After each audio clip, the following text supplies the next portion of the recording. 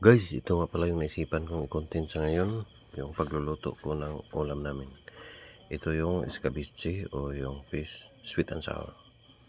Siyempre yung isda guys, handa na natin, tapos ipiprito. Tapos itabi natin na prito natin. At ngayon guys, nagisa na ako dyan ng bawang, sibuyas at tuyo. At kung meron na kayong naprito na isda guys, ito na lang gawin nyo. Yung sauce na lang ihanda natin. Dagdagan natin ng konting suka. Tantsahan lang yan guys. Kung sa tingin nyo ay kulang, pwede nyo tikman. Pwede nyo dagdagan. Nagdagdag din tayo ng konting tubig.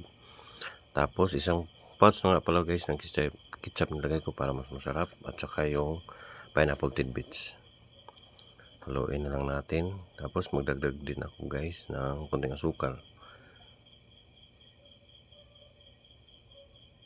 At konting paminta. Nasa sa inyo yan guys, kung wala kang pineapple tidbits, pwede rin yung ketchup lang at saka yung asukal. Dagdagan natin ng konting tinunaw na gawgaw para pampalapot sa sauce natin. Yan, haluin natin ng konti, tapos ready na yan. Ngayon, ilagay na natin yung naprito na isda natin kanina. Dandan lang sa paghalo guys, baka madurog yung isda. Pagkatapos nyan guys, ay pwede na yan. Ready na, pwede nang hanguin. At yan, tapos ito na yung naging finished product natin guys.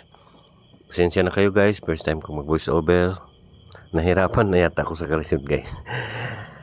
Thank you for watching, maraming salamat po.